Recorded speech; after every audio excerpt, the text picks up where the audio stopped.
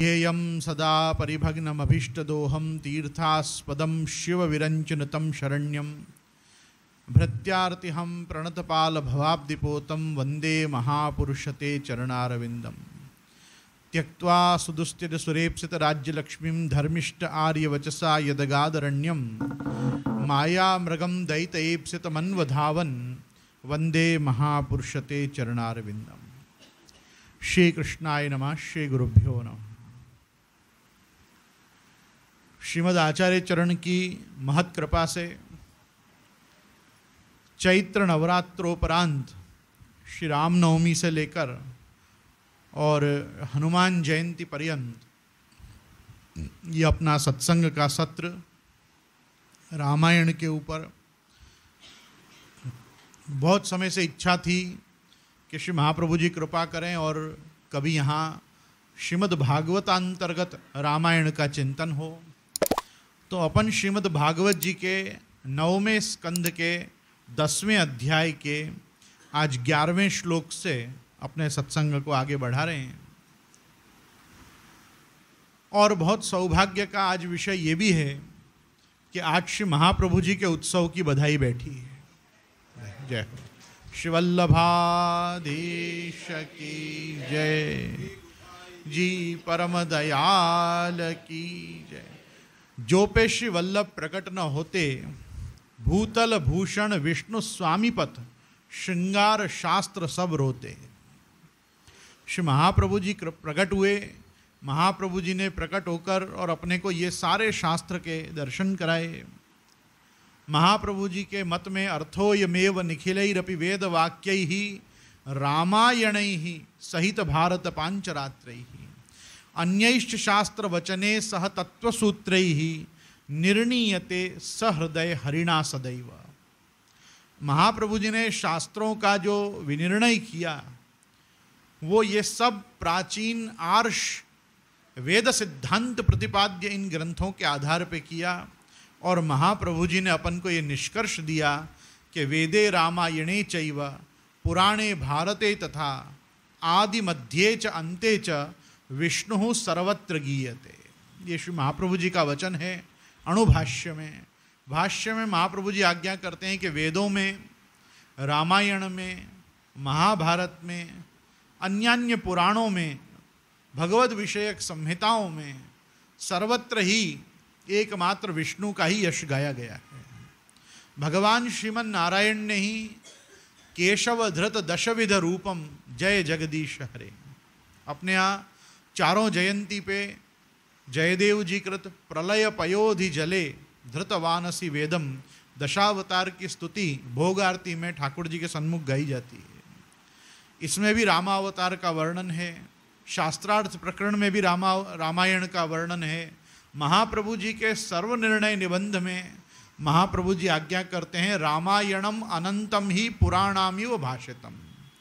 जैसे समाधि भाषा के रूप में भगवान बादरायण वेदव्यास को श्रीमद् भागवत जी प्राप्त हुई है, वैसे ही समाधि भाषा के रूप में श्री वाल्मीकि जी को, प्राचेतस को, ये वाल्मीकि रामायण प्राप्त हुई है।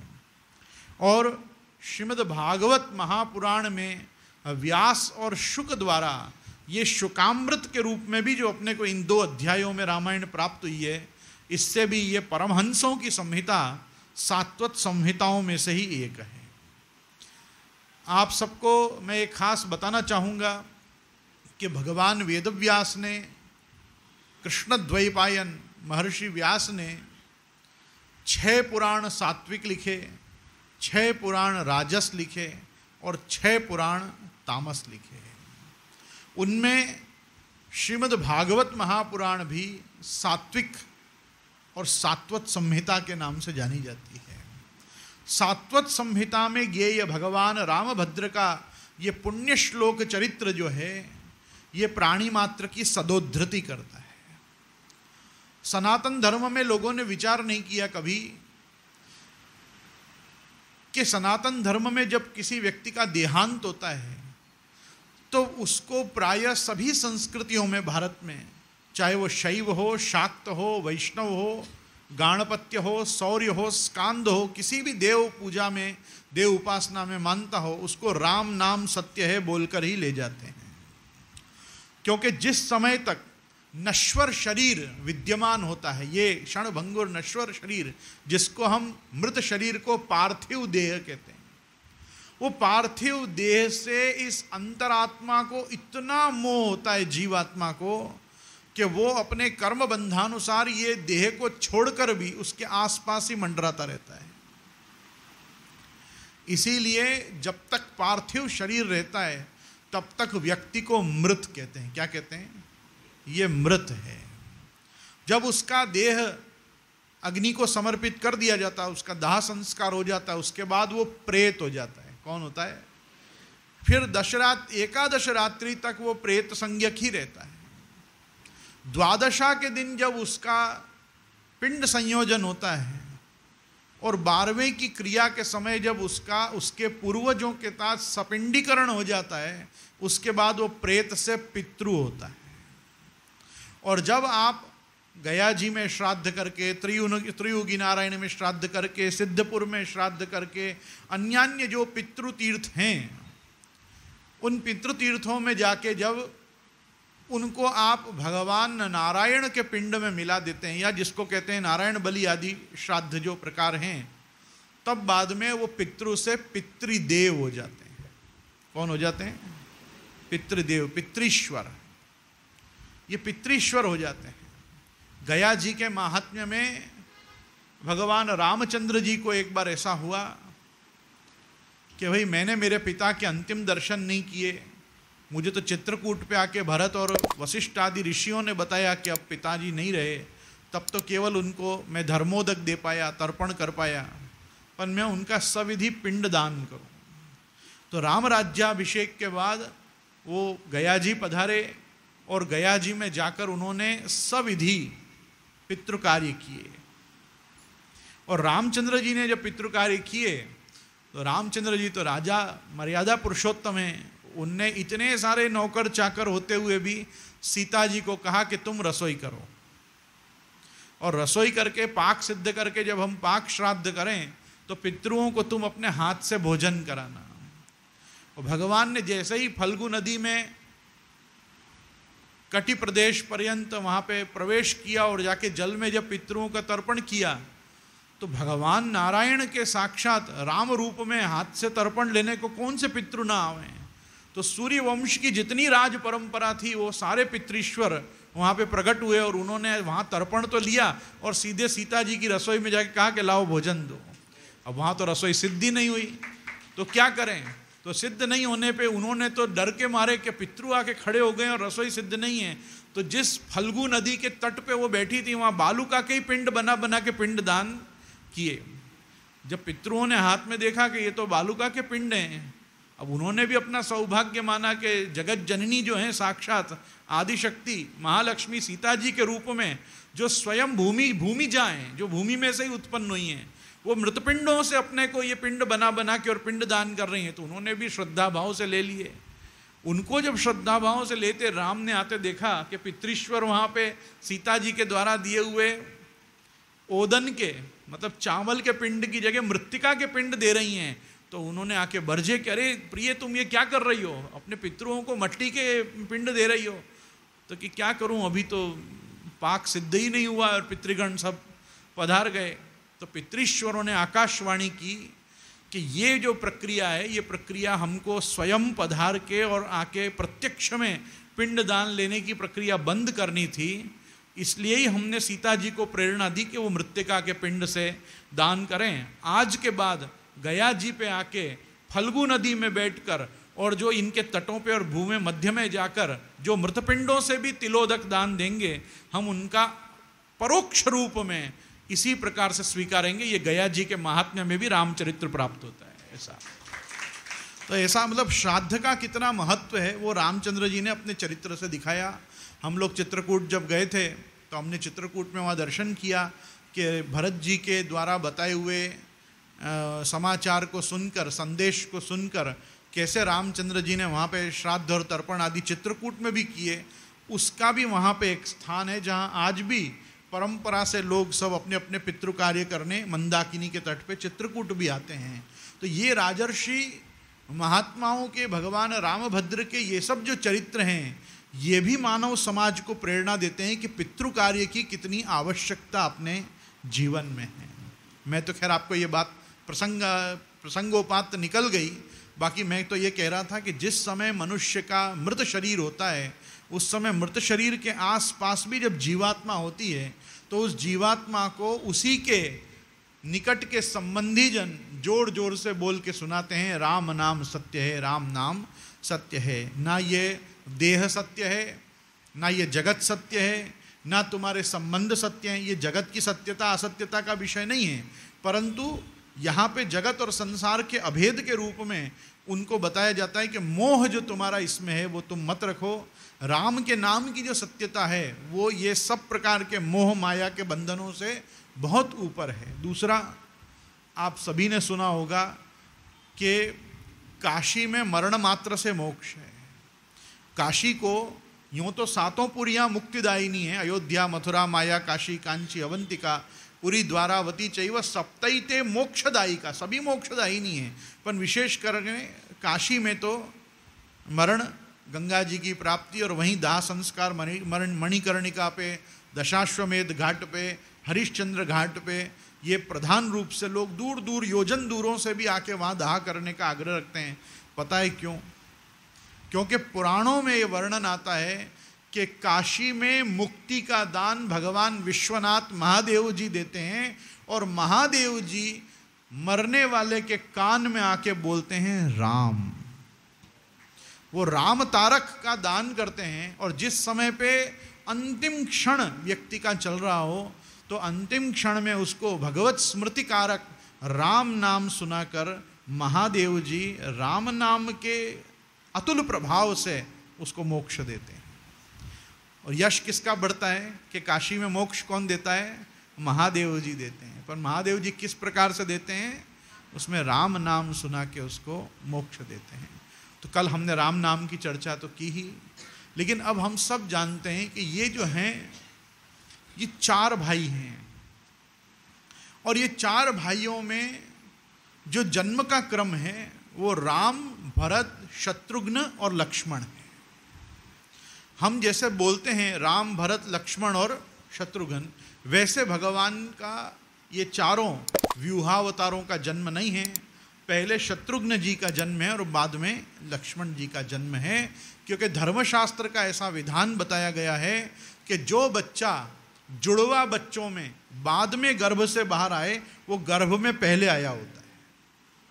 तो वो गर्भगत पहले माता के हुआ है, इसलिए लक्ष्मण जी बड़े हैं और शत्रुघ्न जी छोटे हैं। बाकी वास्तविकता जो जन्म के क्रम की है, वो क्रम की यह है कि पहले राम का जन्म है, फिर भरत जी का जन्म है, फिर शत्रुघ्न जी का जन्म है, और अंतिम चरण में लक्ष्मण जी का जन्म है। ये चार जो हैं, ये वास्तव में दशरथ जी के घर में मूर्तिमंत पुरुषार्थ हैं। मूर्तिमंत कौन है? पुरुषार्थ कितने हैं? धर्म, अर्थ, काम और मोक्ष। इसमें जो भगवान आप साक्षात हैं वो तो रामो विग्रहवान धर्मः, आप धर्म हैं। लक्ष्मण जी का जो स्वरूप शास्त्र ने बताया है वो है काम। काम हमेशा धर्म के साथ रहता है, तो धर्म को कामना उत्पन्न होगी, धर्म कोई कार्य करेगा, कामना कौन सी होगी? धर्मानुसारी कामना होगी। भरत जी का जो चरित्र है वो मुक्त संग समाचार है, वो किसी से भी संग में नहीं है। उनके हृदय में राम, राम और राम के अलावा कोई भी नहीं है। तो जिसके हृदय में राम है ना, वो तो स्वयं ही मुक्त हैं, इसलिए वो मोक्ष पुरुषार्थ का स्वरूप है। और आप देखोगे तो शत्रुघ्न जी जो हैं वो अर्थ पुरुषार्थ हैं। आप देखो रामचंद्र जी वन में गए, उनका अनुसरण करके लक्ष्मण जी भी गए। भरत जी भी अयोध्या के नगर को छोड़कर बाहर नंदीग्राम में जाकर बसे। पर जब शत्रुघ्न जी ने कहा कि भाई मैं भी आना चाहता हूं, तो कहा कि नहीं, तुम यहाँ माताओं के पास ही रहोगे। अर्थ को राजधानी का त्याग नहीं करना चाहिए, अर्थ को राजधानी में ही रहना चाहिए। धर्म को सर्वत्र फिरना चाहिए। तो भगवान ने सबसे ज़्यादा पर्यटन किया। मोक्ष पुरुषार्थ को तटवर्ती रहना चाहिए। जब जब धर्म से संबंध होगा तब तक व्यक्ति मुक्त होगा। आपको पता है तुलसीदास जी ने भरत जी को प्रेम का अवतार और भगवान रामचंद्र जी को श्रृंगार का अवतार बताया है। प्रेम और श्रृंगार। श्रृंगार जो रस होता है वो द्विदलात्मक होता है। श्रृंगार रस के दो भाग होते हैं, संयोग और विप्रयोग। रामचंद्र जी बार बार सबको संयोग देते हैं, विप्रयोग देते हैं। सीता जी को भी संयोग होगा, सीता जी को विप्रयोग होगा। बाद में उत्तरार्ध में जाके उत्तर रामायण में भी सीता जी को विप्रयोग होगा, लक्ष्मण जी को भी विप्रयोग होगा, भरत जी को भी विप्रयोग हुआ। दशरथ जी तो विप्रयोग में भगवत धाम ही सिधार गए। किष्किंधा के वानरों को भी भगवान ने संयोग दिया, विप्रयोग दिया। विभीषण जी को भी संयोग दिया, विप्रयोग दिया। आप देखो रामचंद्र जी द्विदलात्मक हैं, संयोग विप्रयोग करना। साक्षात श्रृंगार रस मूर्तिमान भगवान रामभद्र हैं, इसीलिए वो प्रमेय हैं। प्रमाण स्वरूप जो हैं वो लक्ष्मण जी हैं। लक्ष्मण जी हर चीज का प्रमाण है। सीता जी की अग्नि परीक्षा हुई, आधे दानवों ने देखा, आधे वानरों ने देखा। मानव में किसने देखा? सिर्फ लक्ष्मण जी ने देखा। तो लक्ष्मण जी हर वस्तु का प्रमाण। लेकिन जब भगवान को सीता जी को अग्नि को समर्पित करके और अग्नि से छाया सीता लेकर ये पूरी लंका की लीला करनी है, युद्ध लीला, तब तुलसीदास जी लिखते हैं, लक्ष्मण हूँ यह मरम न जाना, जो कछु चरित लिखे भगवान। लक्ष्मण जी को भी कुछ चरित्रों का भगवान ने अनुभव नहीं कराया, उसी प्रकार नहीं कराया जैसे कृष्णावतार में जब वत्स और बालकों का हरण करके ब्रह्मा जी ले गए और भगवान ही वो वत्स और बालक बन के 1 वर्ष तक ब्रज में विराजे, तो 1 वर्ष तक दाऊ दादा को भी उसका पता नहीं चला। एक दिन दाऊ दादा ने पूछा भगवान से कि अरे भगवान कृष्ण, ये तो बताओ मेरे भाई कि ये अपन लोगों के प्रति जो इतना अनुराग पहले गायों को, ब्रजवासियों को, ब्रजभक्तों को था, अब वो अपने में से हट गया और उनके बच्चे ही बच्चों को वो इतना प्रेम क्यों करते हैं? तो भगवान ने कहा क्या मालूम, ये तो संशोधन का विषय है, देखना पड़ेगा। तो भगवान ने कहा तुम देखो, जरा ध्यान से देखो। तो जब बलदेव जी ने भगवद आज्ञा से ध्यान से देखा तो प्रत्येक वो बछड़े और वो गाय और वो बालक जिनको ब्रह्मा जी हर के ले गए थे, उनके रूप में जो वहाँ विद्यमान थे, वो साक्षात भगवान के ही रूप में उनको दर्शन हुए। उनको बोध हुआ कि ओहो, भगवान ने तो 1 वर्ष तक ये वस्तु मुझसे भी छुपा के रखी कि भगवान ही वो वत्स बालक बने जिनका ब्रह्मा जी हरण करके ले गए। तो रामावतार में भी ये जो लीला है, ये कौन सी लीला है?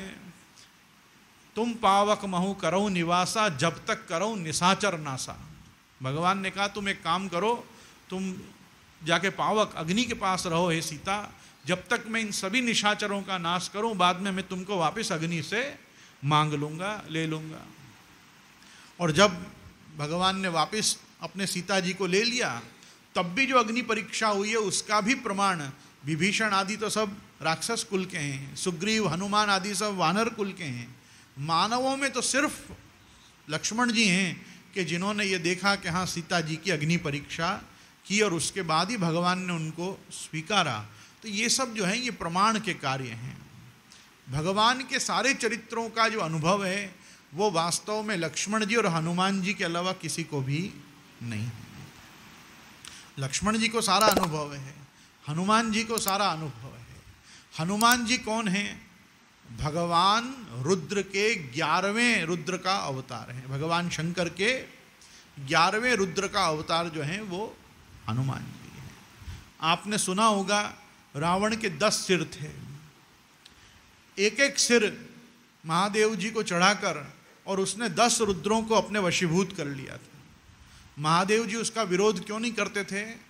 क्योंकि उन्होंने अपने 10 सिर होम कर और महादेव जी प्रसन्न किए थे। पर महादेव जी की संख्या 11 है रुद्रों की और उसके पास सर कितने थे? 10। एक बच गया, उसने ही लंका जलाई। लंका किसने जलाई? एक जो बच गया रुद्र, वो 11वां रुद्र ही हनुमान जी के रूप में आया, उसी ने लंका का दाह किया। उलंघ्य सिंधो सलिलम सलीलम, यह शोक वन्यम जनकात्मजाया आदाय तेनैव ददाह लंकाम नमामि तम प्रांजलिरांजनेयम। वाल्मीकि जी लिखते हैं कि मैं वो पवन के पुत्र को, अंजनी नंदन को नमस्कार करता हूँ जो लीला मात्र से ये सलील इस पूरे उल्लंघ्य सिंधो, ये पूरे सिंधु को उलांग गए। सलीलम, किसी को पता भी नहीं चला। प्रभु मुद्रिका मेली मुख माही जलधि लांग गए अचरज माही। मतलब किसी को आश्चर्य हो कि ये कैसे हुआ, तब तक तो वो लंका में लैंड कर चुके थे। इतना वेग है। पवन के पुत्र हैं और भगवान रुद्र हैं, प्रलयंकारी हैं। ऐसा है, नमे रावण सहस्त्रस्य, नमे रावण सहस्त्रस्य युद्धे प्रतिबलम भवेत। एक समय पर चित्घाड़ते हुए, ललकारते हुए हनुमान जी ने अपने युद्ध के समय में लंका कांड में ये शब्द कहे कि एक नहीं 1000 रावण भी मेरे सामने आ जाए ना तो वो मेरे सामने टिक नहीं सकते। युद्धे प्रतिबलम भवेत। क्यों नहीं टिक सकते हैं? अब अवतार तो वानर का ही है ना। तो कहा कि शिलाभिस्तु प्रहर्त पादभिस्तु सहस्त्रश। मैं 1000 तो उन पे शिलाएं फेंक दूंगा और 1000 लात मारूंगा उसको, और मेरी लात खा के ही मर जाएगा। अब बताओ, भगवान जिसको मारने के लिए 100 योजन का समुद्र लांग के यहाँ आए, उसको कह रहे हैं ये तो मेरी लात खाने से भी मर जाएगा।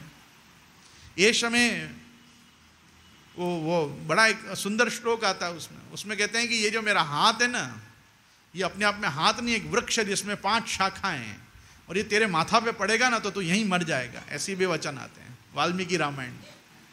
हनुमान जी की लीलाएं पढ़ो तो अपने को बड़ा आनंद आता है कि नहीं, हनुमान जी का सामर्थ्य इतना है कि भगवान को इतना उद्यम करने की आवश्यकता नहीं है। फिर भी सूरदास प्रभु लंका आए देन विभीषण राज। सूरदास प्रभु लंका आए देन विभीषण राज। कनकपुरी पे आज चढ़े हरि कनकपुरी पे आज। सूरदास जी नहीं कह रहे हैं कि ये अपनी पत्नी को छुड़ाने आए। सूरदास जी कह रहे हैं तो विभीषण को राज्य देने के लिए आप लंका में पधारे। तो भगवान तो करुणा वरुणालय हैं ही, पर भगवान का जो परिकर है वो परिकर में एक एक व्यक्ति इतना समर्थ है कि रावण जैसे सहस्त्रों को तो वो अपने संकल्प मात्र से भस्म कर दें। स्वयं लक्ष्मण जी कम है। लक्ष्मण जी ने तो द्विविध वध का संकल्प ले लिया। द्विविध और मैंद ये यमराज के पुत्र हैं, यमराज के अंश से प्रकट हुए हैं। और यमराज के अंश से जब द्विविध और मैंद नाम के 2 वानर, 2 भाई प्रकट हुए, तो इनके लिए तो नरकस्य सखा कश्चित द्विविदो नाम वानरः सुग्रीव सचिव सोता भ्राता मैंदस्य वीर्यवान। इनका पराक्रम इतना था कि द्वापर युग तक ये जीवित रहे और इनमें पराक्रम प्रचंड था। इन्होंने अमृत के घड़ा को धो के उसको पी लिया था। जो अमृत का कलश पड़ा रहा ना, देव दानव तो सब पी पिवा के चले गए, देवता भगवान भी तिरोभूत हो गए। तो इन्होंने वो घड़ा धोया और जो अंश मात्र भी उसमें था वो पान किया था ब्रह्मा जी की आज्ञा से। तो ये इनका जो सामर्थ्य था वो त्रेता ही नहीं, द्वापर युग तक क्षीण नहीं होने वाला था। अब होता क्या था, भगवान के और वानरों के और ये वानर सेना के, राक्षस सेना के लड़ाई, रोज युद्ध होता। रोज युद्ध में लक्ष्मण जी विचार करते कि आज मैं ये दैत्य को मारूंगा, ये दानव का संहार करूंगा। वो द्विविध नाम का वानर पहले ही जाके मार गया। लक्ष्मण जी ढूंढे, वो गया कहाँ, तो क्या उसको तो मर गया। हो तो कैसे मर गया, बोले द्विविध ने मार दिया। लक्ष्मण जी का दिमाग सटक गया, बोला आज तो मैं द्विविध को ही मार दूंगा। अरे मेरे ही सेना के आदमी को मैं मारूंगा। जिसको मारने का मैं संकल्प लेता हूँ उसको मालूम पड़ता है द्विविध जाके मार देता। रामचंद्र जी ने हाथ जोड़े, भाई दूसरे अवतार में कर लेना।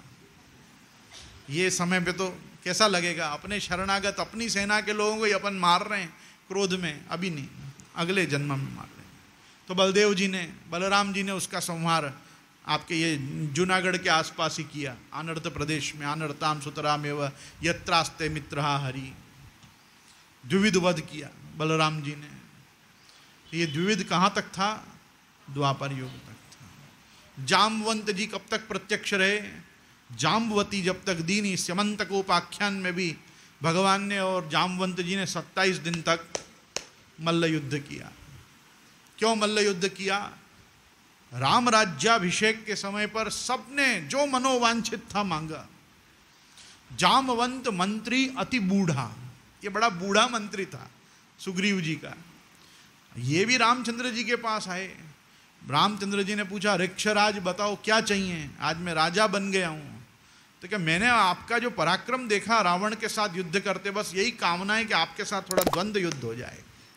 भगवान ने कहा, इस समय मेरा अवतार काल है और मेरा सामर्थ्य बहुत ज़्यादा है, तुम बूढ़े हो गए हो, तुम सत्युग के हो। कितने दिन के हो? सत्युग के हो। ये सत्युग में इन्होंने, वामन जी ने जिस समय पर अपना पग ब्रह्मलोक में उठाया, तब इनने पृथ्वी की 21 बार परिक्रमा की थी। कितनी बार?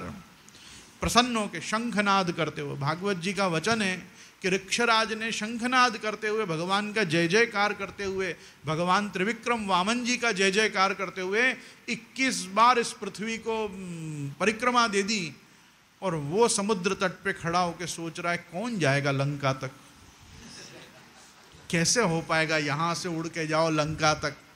अरे तुमने एक युग पहले तो 21 बार परिक्रमा की, उसके बाद भी आप विचार करो कि इस आदमी में, इस ऋक्षराज में, ये भालुओं के राजा में सामर्थ्य द्वापर में भी कैसा होगा।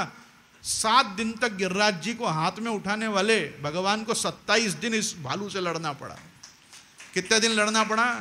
27 दिन कृष्णावतार में भगवान लड़े हैं। भागवत जी का वचन है, जामवंत से त्रेता युग में लड़े होते हैं ना राम, तो शायद राम को पीट डाला होता है इसने। भगवान ने कहा, ये समय नहीं, अगले अवतार में देखेंगे, तुम्हारी इच्छा पूरी जरूर करेंगे, अभी नहीं। अभी मालूम नहीं, तुम जीतो हम जीते, फिर हो जाए कि राम राजा बने और दूसरे दिन पिटे। क्योंकि भालू में अभी ताकत तो बहुत है, भले उड़ के वहां तक नहीं जा सकता, खड़े खड़े तो धो सकता है कि नहीं। तो रामचंद्र जी ने कोई रिस्क ली नहीं, राजा बुद्धिमान भी होता है। राजा ने कहा, नहीं अभी नहीं, जब ऑप्शन है अपने पास, अभी इसकी तो बेटी से शादी करनी है अगले जन्म में, अभी क्या है, बोले इसको रहने दो अभी भूतल पे।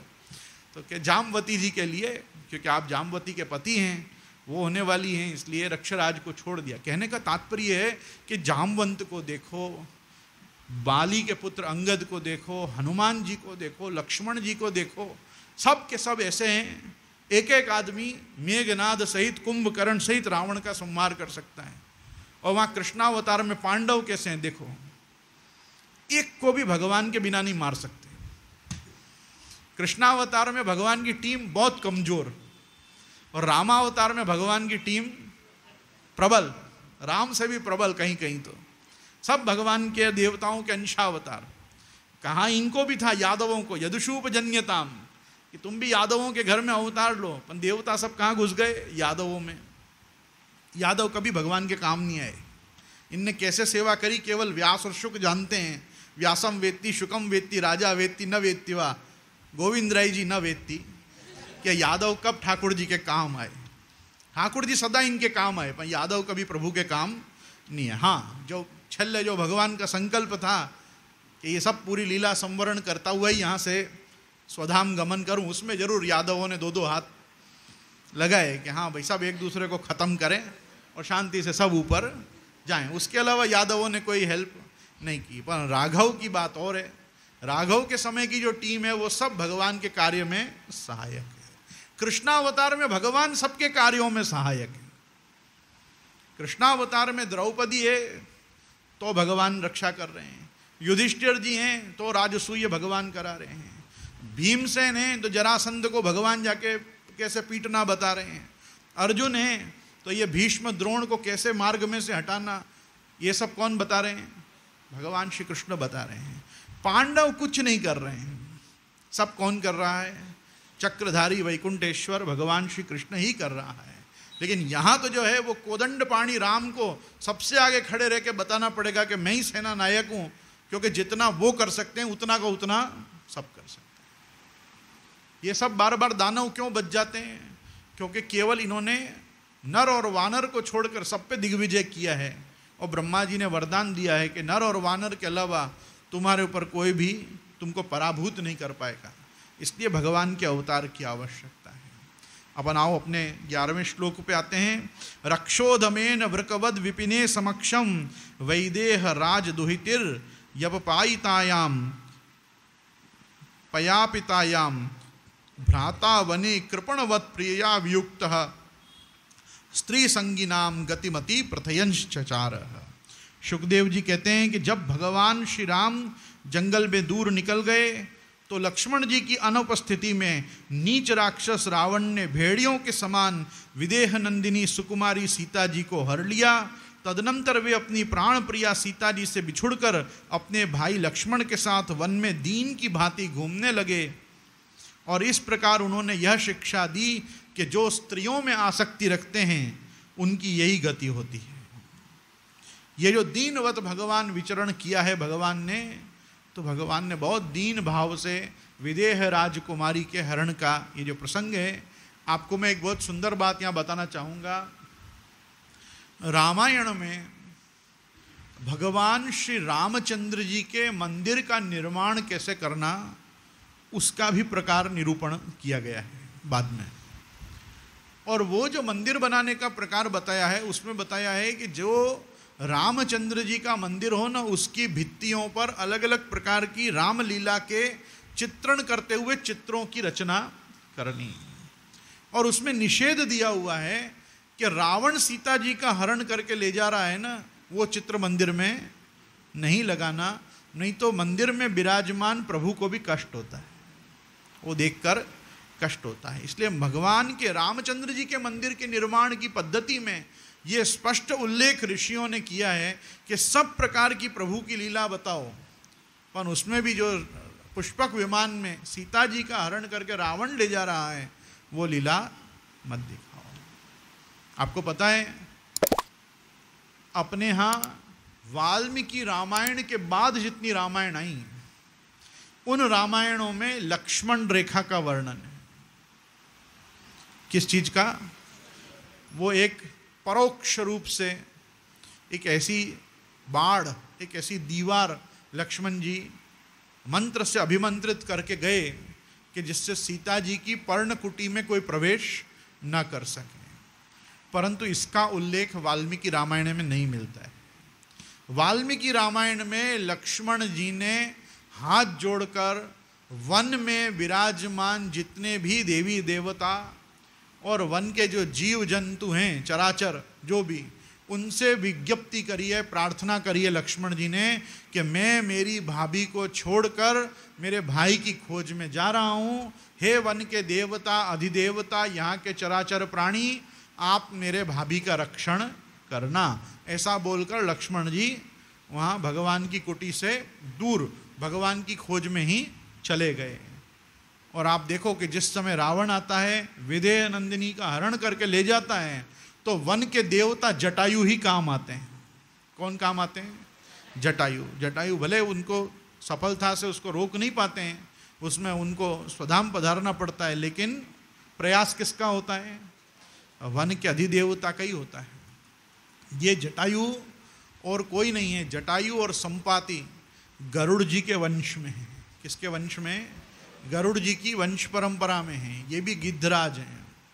और ये गिद्धराज जटायु और बाद में इनके भ्राता बड़े भाई संपाति, इन्होंने ही सीता जी का स्थान बताया कि सीता जी को रावण उठा के ले गया। सबसे first information, first hand information जिसको कहते हैं ना FIR, रामचंद्र जी को ये केस की FIR किसने दर्ज की?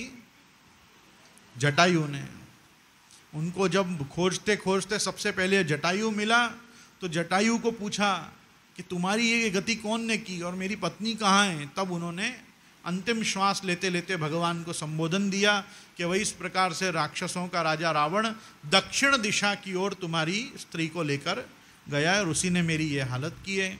उसके बाद भगवान ने, क्योंकि वो देवासुर संग्राम में दशरथ जी के मित्र रहे और दशरथ जी के साथ उन्होंने शंबरासुर का संहार जब दशरथ जी ने किया, तो दशरथ जी का रथ टूट जाने पर जटायु ने दशरथ जी को कहा था कि मेरे पीठ पे बैठ के शंबरासुर से युद्ध करो।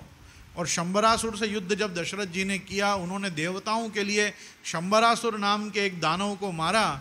तो उस समय पे जो जटायु की और दशरथ जी की मित्रता हुई, उसके संबंध से इनकी कुटी के आसपास वो सदा इनकी रक्षा के लिए तैनात रहते थे। ये संबंध था जटायु का और भगवान का। तो भगवान के हृदय में ये करुणा आई कि मैंने मेरे पिता का तो अंतिम संस्कार नहीं किया, कम से कम उनके मित्र का अंतिम संस्कार तो करूं। तो उनकी और दैहिक क्रिया भगवान ने स्वयं अपने हाथ से लक्ष्मण जी के साथ मिलके जटायु की। जटायु के बाद उनको कबंध नाम का राक्षस मिला। कबंध नाम का जो राक्षस था वो वास्तव में दनु नाम का गंधर्व था। वो दनु नाम का विद्याधर गंधर्व था। उसने ही भगवान को कहा कि भाई तुमने मेरे हाथ तो काट दिए, पर जब तक तुम मेरा दाह संस्कार नहीं करोगे तब तक मैं श्राप मुक्त नहीं होऊंगा। मुझ पे वेदशिरा नाम के, अश्वशिरा या वेदशिरा नाम के किसी ऋषि का श्राप है, जिसके कारण मैं ये राक्षस योनि में हूँ। मेरा तुम अंतिम संस्कार करोगे जीवित, तब मैं ये श्राप से मुक्त होऊंगा, तब मेरी जो दैवी मेधा है वो मुझे वापस मिलेगी, तब मैं तुम्हारी पत्नी के विषय में तुमको कुछ बता पाऊंगा। जब भगवान ऐसा करते हैं, दनु नाम का गंधर्व कबंध राक्षस में से प्रकट होता है। प्रकट होकर वो भगवान को बताता है कि भाई यहाँ से राक्षस नाम का रावण राजा वो तुम्हारी पत्नी को हरण करके दक्षिण दिशा में ले गया है। जहाँ तक वो गया है वहाँ तक मेरी गति नहीं है, लेकिन तुमको वहाँ तक जाना हो तो तुमको पहले माता शबरी से मिलना है। शबरी तुमको सुग्रीव से मिलाएगी और सुग्रीव के द्वारा ही तुम्हारे कार्य सिद्ध होंगे। यहाँ तक की बात कह के कबंध जी भी अपने धाम, मतलब वो दनु नाम के गंधर्व भी अपने धाम चले जाते हैं। उसके बाद शबरी मिलती हैं। शबरी के भगवान जो झूठे बेर खाते हैं, इसके विषय में भी जो लोगों को भ्रांति है कि भगवान ने शबरी के झूठे बेर खाए, ये भी एक अपवाद है, ये सिद्धांत नहीं है और ना ये घटना पूर्णतया सत्य है। लेकिन इस चीज को मैं समझता हूँ कि सबसे ज़्यादा पुष्टि मार्गी लोग समझेंगे कि अपन किस चीज को अर्धभुक्त कहते हैं। किस चीज को? अपने यहाँ होता है ना, एक वस्तु होती है अर्धभुक्त। अर्धभुक्त का क्या मतलब होता है? जिस थाली में से, जिस पात्र में से, जिस घान में से अपन ने कोई सामग्री या वस्तु का सेवन कर लिया हो, अपन बची हुई चीज में से ठाकुर जी को वो भोग नहीं धरते हैं। शबरी का दोष केवल इतना ही है कि जिस दिन भगवान उसके घर पधारे, प्रतिदिन की तरह वो भगवान के लिए जो सामग्री वन में जो उपजने वाली जो सामग्री थी, वो वन्य सामग्री का जो एकत्रीकरण करके वो रखती थी, उसमें से उस दिन वो खा चुकी थी। वो क्या कर चुकी थी? अपन को जैसा बताया जाता है कि वो एक एक बेर तोड़ के और मीठे हैं कि नहीं वो देखती थी। ऐसा कोई पागल आदमी करेगा? ऐसा कौन करता है? अपन भी एक अंगूर खा के देखते हैं, पूरा गुच्छा खा जाते हैं, मीठे हैं कि नहीं, मीठे हैं कि नहीं करके। ऐसा कभी हुआ ही नहीं। उसने जो घान प्रभु के लिए निकाला था, उसमें से वो उस दिन, अब मध्याह्न काल हो चुका था, अभी तक आने की कोई सूचना या चिन्ह नहीं दिख रहे थे भगवान के, जैसे इतने वर्षों में कभी नहीं दिखे थे। तो उस दिन भी वो बेचारी ने उस पात्र में से सेवन कर लिया था। देखो, वो भीलनी जरूर थी, पर वो मतंग ऋषि के आश्रम में उनकी सेविका थी, परिचारिका थी। वो उनके वेदी का मार्जन करती थी, आश्रम बुहारती थी, उनके मंदिर मार्जन करती थी, आश्रम का सब पद्धति देखती थी। इतने ऋषि मुनि साधु संगति की सेवा में रह के इतना खबर नहीं पड़े कि झूठन करके भगवान को नहीं धरना। ये तो माता शबरी पे भी झूठा आक्षेप है कि उन्होंने झूठे बेर धरे। वो झूठे का अर्थ सिर्फ इतना है कि जिसमें से वो ले चुकी थी वो उन्होंने उसी थाल में से भोग धरे। भगवान को ये बात का ज्ञान था कि आज का इनका कार्यक्रम हो चुका है खाने पीने का, ये तो अवशिष्ट है वो जो है इनके पास, वो ये धर रही हैं। भगवान का जो पुरुषार्थ है, भगवान का जो पुष्टि पुरुषोत्तमत्व है, वो यही है कि प्रेम से जो वस्तु पत्रम पुष्पम फलम तोयम यो में भक्त्या प्रयच्छति तदहम भक्त्युपहृत अश्नामि प्रियतात्मना। बस ये भगवान का पुष्टि पुरुषोत्तमत्व है कि अर्धभुक्त समर्पण भी भगवान ने स्वीकारा, क्योंकि वो अतिशय प्रेम के साथ दिया गया था। और भगवान ने वचन क्या कहे वो बेर खा के कि आपके बेर में जो आज मुझे स्वाद आया, कभी माता कौशल्या के राजभोग में भी वो स्वाद नहीं आया। ये भगवान का पुष्टि पुरुषोत्तमत्व है कि भगवान ने उस भीलनी की वो सेवा को भी स्वीकारा।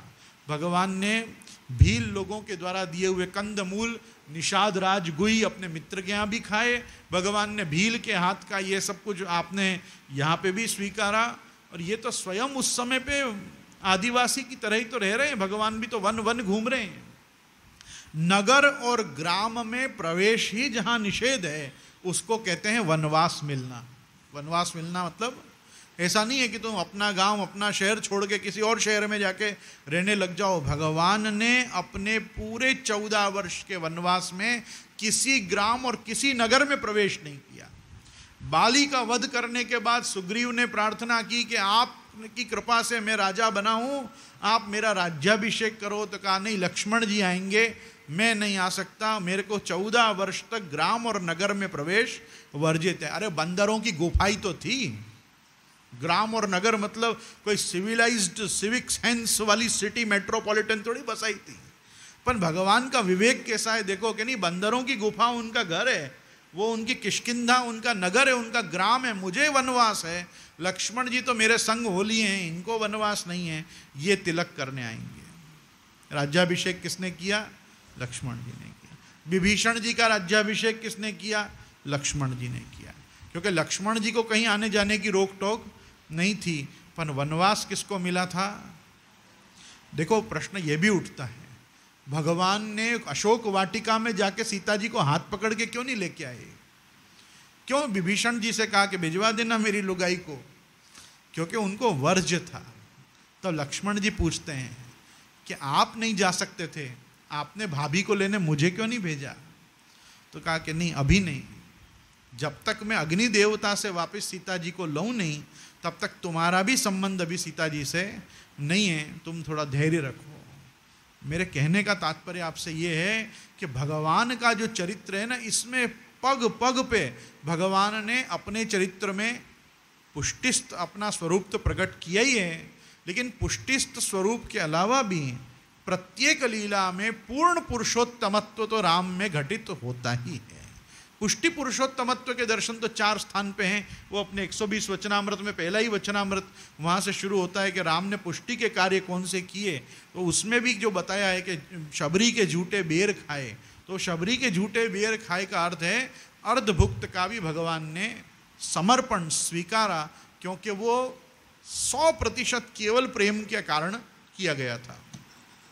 तो ऐसा तो अपने यहाँ वार्ता जी में भी मिलता है। एक डोकरी सुबह जो रसोई बनाती, वो बार बार वही रसोई ठाकुर जी को भोग धरती। वैष्णवों ने देखा, गुसाई जी को आके कहा, गुसाई जी ने डोकरी को बुला के पूछा, अरे तू कौन ठाकुर जी को झूठो झूठो क्यों भोग धरे? तो डोकरी ने उत्तर दिया, महाराज आप बड़े लोग हो, आपके घर में बहुत सामग्री बने, हमारे घर के बच्चा तो जो बने वहाँ में खावें, वहाँ खेलते खेलते भाग जाए, खेलते खेलते वापस आए, वही में ही बैठे और वही में ही खा के वापस भाग जाए और वापस खेल के आके खावे लग जाए। अब बताओ मैं क्या करूँ? गुसाई जी ने कहा, जो करते हो वो करो, तुम बहुत सुंदर करते हो। क्योंकि भगवान प्रत्यक्ष दर्शन दे रहे हैं कि बार बार खेलने चले जा रहे हैं और खेल के आ रहे हैं और वापस उसी थाली में बैठ के वापस खा रहे हैं, वापस खेलने भाग जा रहे हैं। इतनी सहानुभूति होने के बाद भगवान के गुसाई जी भी कहाँ शबरी के बेर में इन्वेस्टिगेशन लागू करते कि ये वाली जो हमारी शबरी है पुष्टि मार्ग की, इसकी जो थाली है वो झूठी है कि अच्छी है? भगवान प्रसन्न है तो फिर अपने को क्या समस्या है? तो ऋषि मुनियों ने शबरी के चरित्र में भी यही जाना है कि भगवान प्रसन्न हुए कि नहीं वो बेर खा के। भाई लक्ष्मण जी से भी ज़्यादा वो प्रसन्न हुए। लक्ष्मण जी को एक समय पे ऐसा हुआ कि ये आपके योग्य नहीं है, ये आपके योग्य नहीं है। पर भगवान ने कहा कि जहाँ योग्यता का विचार ही नहीं है ना, वही पुष्टि मार्ग है। जहाँ योग्यता का विचार करने बैठो तो ऐसा है ना, यत्रांगी करणे नैव योग्यतादि विचारणम अविलंब प्रभुकृत पुष्टि मार्ग स कथ्यते। हरिराय जी ने तो लिखा है कि जहाँ जीव की योग्यता का विचार किए बिना, विलंब किए बिना प्रभु जहाँ जिसकी सत्ता का अंगीकार करें, वहाँ पुष्टि मार्ग प्रकट होता है। इसलिए इसको कहा गया है कि ये भी एक पुष्टि का कार्य है। धीश की जय। आगे का श्लोक कह रहे हैं कि दग्ध्वात्म कृत्य हतकृत्य महान कबंदम सख्यम विधाय कपिभिर दयिताम गतिम तई बुद्ध्वात बालिनी हते प्लवगेंद्र सैन्यर वेलाम गात समनुजो भव मनुजो अज भव भवार्चितांग्रही। मनुजोज भवार्चितांग्रही मतलब जो भगवान के चरणारविंद, अज मतलब ब्रह्मा और भ्रव मतलब महादेव जी के द्वारा जो भगवान के चरणारविंद सेवित हैं, वो क्या करते हुए समुद्र तट पे आए? तो कह रहे हैं कि दग्धात्म कृत्य हत कृत्य महन का बंधम, जिसने अपने कर्म बंधन के सारे संस्कार भगवान की सेवा रूपी धर्म को निभा के पूरे कर लिए, उसका भगवान ने दाह संस्कार किया। मतलब सीता जी के रक्षण में अपने प्राणों का मोह न करते हुए भी जो जटायु ने रावण से युद्ध किया, उस युद्ध रूपी सीता रक्षण के उद्यम की, भगवत सेवा के इतने से अनुष्ठान से उसने अपने कर्म बंधन के सारे संस्कार जला दिए। ऐसे पुण्यात्मा भक्त जटायु का संस्कार भगवान ने खुद किया। तो सुखदेव जी कह रहे हैं दग्ध्वात्म कृत्य हतकृत्य महान कबंदम। उसके बाद भगवान ने कबंद का संस्कार किया और सख्यम विधाय कपिभिर दयिताम गतिम ते, और फिर उसको भगवान ने कबंद का संहार किया। इसके अनंतर सुग्रीव आदि वानरों से मित्रता करके बाली का वध किया। तदनंतर वानरों के द्वारा अपनी प्राण प्रिया का पता लगवाया। ब्रह्मा और शंकर जिनके चरणारविंद का वंदन करते हैं, वो भगवान मनुष्य की सी लीला करते हुए बंदरों की सेना के साथ समुद्र तट पर आ पहुंचे। अब समुद्र तट पे आके भगवान ने क्या किया, तो कह रहे हैं कि यद्रोष विभ्रम वित्रक्त कटाक्षपात संभ्रांत न क्रम करो भयगीर्ण घोष सिंधुम शिरस्य हरणम परिगृह्य रूपी पादार विंदमुपगम्य बभाष एतत्। वहाँ उपवास और प्रार्थना करने से जब समुद्र पे कोई प्रभाव न पड़ा, तब भगवान ने क्रोध की लीला करते हुए अपनी उग्र एवं टेढ़ी नजर समुद्र पे डाली। समुद्र में भगवान ने क्या डाली? टेढ़ी नजर डाली। और भगवान की टेढ़ी नजर होना बहुत बड़ी बात है। भगवान की टेढ़ी नजर होना क्यों बड़ी बात है? ब्रह्मा जी ने दुर्वासा से क्या वचन किए? स्थानम मदीयम। दुर्वासा जी के पीछे चक्र पड़ गया ना भगवान का। राम के पूर्वज राजा अम्बरीश के चरित्र की कथा। और अम्बरीश जब पहुंचे, सारे देवी देवताओं के अम्बरीश क्या दुर्वासा चक्र से पीड़ित लोकपालों के पास गए, इंद्र आदि देवताओं के पास गए। कोई ने पूछा भी नहीं how are you, you please go, यूँ कहा। वहाँ से गए, ब्रह्मा जी के पास गए। ब्रह्मा जी के पास जब दुर्वासा गए तो दुर्वासा जी को देखा। अब ब्रह्मा जी तो विधि हैं, उनको पता ही है पीछे क्या विधान चला आ रहा है। तो कहा कि देखो बेटा दुर्वासा, स्थानम मदीयम, ये मेरा जो स्थान है ब्रह्मलोक, सह विश्वमेतत्, और जो मैंने विश्व बनाया है, क्रीड़ा वसाने द्विपरार्ध संज्ञे, मेरी 2 परार्ध की आयुष्य है। कितनी आयुष्य है? 2 परार्ध की। और ये क्रीड़ा वसाने, ये तो भगवान की क्रीड़ा भांड ये विश्व है। और भ्रूभंग मात्रेण ही संधि दक्षो, भगवान की भ्रुकुटी भंग हुई ना, भ्रूभंग मात्रेण ही संधि दक्षो कालात्मनो यस्य तिरो भविष्यति, ये सब चीज का तिरोभाव हो जाएगा। मेरे स्थान का, मेरे बनाए हुए विश्व का तुम्हारे पीछे किसका अस्त्र पड़ा हुआ है? जिसकी भ्रुकुटी का विलास होने से मेरा ये पूरा धाम खत्म हो जाए। तुम विचार के आए हो कि मैं तुमको कोई रक्षण का उपाय बताऊंगा। You may please leave now, आप यहां से भी जाओ। वहां से गए महादेव जी के पास। महादेव जी के पास जब गए तो महादेव जी ने बहुत शांति से पूछा कि तुम तो जानते हो कि मैं, ब्रह्मा जी, ये सब लोकपाल, देवी देवता, ऋषि, सिद्ध, चारण, गंधर्व, सब हम किसके नियमन में चलते हैं? भाई हम तो भगवान नारायण के नियमन में चलते हैं। तो तुम्हारे पीछे मेरा त्रिशूल पड़ा हुआ है क्या? नहीं। तुम्हारे पीछे कौन पड़ा हुआ है? चक्रराज तुम्हारे पीछे पड़े हुए हैं। तो तुमको किसके पास जाना चाहिए? तो कहा कि भगवान के पास जाना चाहिए। महादेव जी में ब्रह्मा जी से ज्यादा करुणा है, किसी को पीड़ित नहीं देख पाते हैं। उसमें दुर्वासा है ना, वो उनका ही अंशावतार है। दुर्वासा कौन है? भगवान के ही अंशावतार है। उनको बड़ा मतलब भगवान रुद्र को अपने अंशावतार को ऐसी हालत में देख के बड़ी करुणा आ गई। बोले तो तुम्हारे पीछे अस्त्र है ना, वो नारायण का है, please go to Narayan.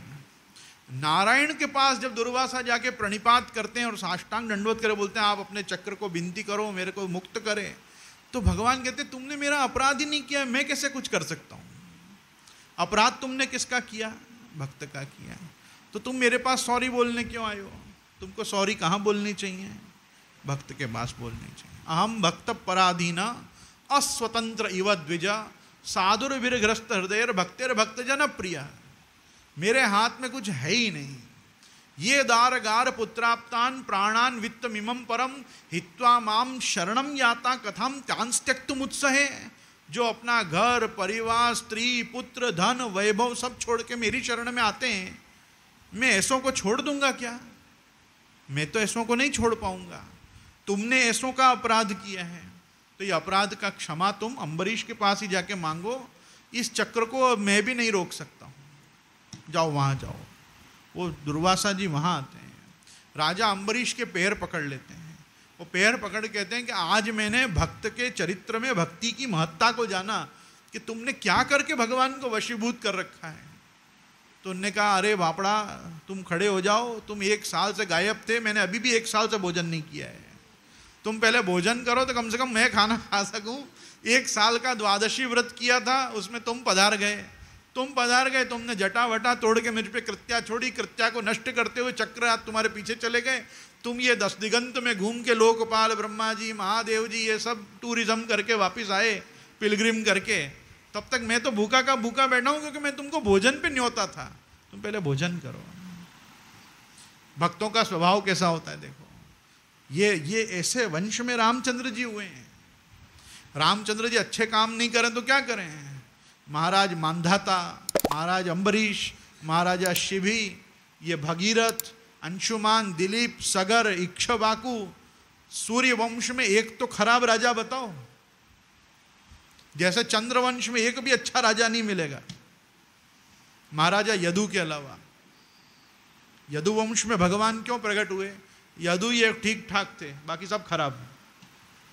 Chandravansh और सूर्य वंश में इतने प्रतापी राजा हैं, गंगा जी को पृथ्वी पे लाने से लेकर और एक कपोत के लिए अपना शरीर काट काट के सब दान करने वाले महाराजा शिबी जैसे राजा सूर्य वंश में। तो सूर्य वंश में भगवान को आके तो अपना मर्यादा पुरुषोत्तमत्व प्रकट करना अनिवार्य था ही। मैंने तो कितनी बार कहा है, आपको मालूम है, भगवान के पास जब शूर्पणखा आई और शूर्पणखा ने आके कहा कि बस मैं तुम्हारे का वरण करना चाहती हूं, मैं तुम्हारे को पति रूप से प्राप्त करना चाहती हूं, मेरा अंगीकार करो। तो भगवान ने ये नहीं कहा कि मैं नहीं कर सकता हूं। भगवान ने कहा मेरी स्त्री साथ में है। उसने पूछा कि अच्छा ठीक है तुम्हारी स्त्री साथ में, तो ये कौन है? तो कि ये मेरा छोटा भाई है। तो क्या उसकी भी स्त्री साथ है? तो कि नहीं यहाँ तो साथ नहीं है। वो वहाँ चली गई। वो वहाँ चली गई ना करके भगवान बच गए। नहीं तो जो भगवान का संकल्प है ना, क्या भगवान का संकल्प है? शक्रदेव प्रपन्नाय तवास्मिति च याचते अभयम सर्वभूतेभ्यो ददाम्येतद् व्रतम मम। कि एक बार भी आके कोई व्यक्ति मुझे कहे कि मैं तुम्हारा हूं तो उसका अंगीकार करना मेरा धर्म बनता है, मैं उसको नहीं छोड़ सकता। अगर वो अन्याश्रय नहीं करती तो रामचंद्र जी को शूर्पणखा का हाथ पकड़ना पड़ता। रामचंद्र जी कैसे बच गए? वो सामने वाले में उतनी अनन्यता नहीं थी। अनन्यता आती कहां से? संस्कार सब रावण के थे ना, खरदूषण और रावण के संस्कार थे। कोई दशरथ जी के और जनक जी के संस्कार थोड़ी थे शूर्पणखा में। तो कहने का मेरा तात्पर्य है कि भगवान के ऊपर तो बड़ी वो है जवाबदारी कि भगवान के पास कोई आके कहे कि मैं तुम्हारा हूं, मैं तुम्हारे प्रति समर्पित हूं, मैं तुम्हारा भक्त हूं, तो भगवान ये नहीं कह सकते हैं तू कौन सी नाती जाति कुल धर्म गुण गोत्र का है बता, फिर मैं तुझे स्वीकारूंगा। नहीं, ददाम्येतद् व्रतम मम अभयम सर्वभूतेभ्यो। क्यों भगवान ने नहीं कहा सर्वधर्मान परित्यज्य माम एकम शरणम ब्रज अहम त्वा सर्व पापेभ्यो मोक्षयिष्यामि? तो क्या शूर्पणखा के पाप को भगवान नहीं मुक्त कर देते? जो भी उसने यावत जन्म किए हो, उसके अंदर अनन्यता की कमी थी। उसकी अनन्यता की कमी से राम को आराम मिला, नहीं तो राम का जीवन हराम हो जाता। अगर शूर्पणखा वहां खड़ी रहती कि सीता जी हो कि कोई भी हो, मेरा अंगीकार करो, इतिहास कुछ और होता रामायण का। पर एक अनन्यता की कमी के कारण वो लक्ष्मण जी को देख के वहां फिसल गई और रामचंद्र जी का हाँ चलो आज छूटे, अब कोई व्रत नहीं, अब एक पत्नी व्रत, अब बराबर है, एक स्त्री संग साथ में, अभी कैसे उसका वर्ण करें, तो भगवान छूटे। तो ये हमारी रामायण जो है ना, ये हमको आश्रय, अन्याश्रय, अनन्याश्रय, समर्पित, असमर्पित, अर्धभुक्त, ये जितने भी हम तत्वों का चिंतन पुष्टि संप्रदाय में करते हैं ना, ये सब चीज का भी एक प्रकार से थोड़ा बड़े रूप में दिग्दर्शन हमको रामायण भी कराती है। हमारा लक्ष्य ये नहीं है कि हम रामायण सुने, हमारा लक्ष्य ये है कि हम पुष्टि मार्गीय लोग रामायण में भी पुष्टि धर्म को ढूंढें और जाने कि मर्यादा पुरुषोत्तम ने पुष्टि की कौन सी मर्यादाओं का रक्षण भी इस रामायण में किया। बोलो रामचंद्र भगवान की जय।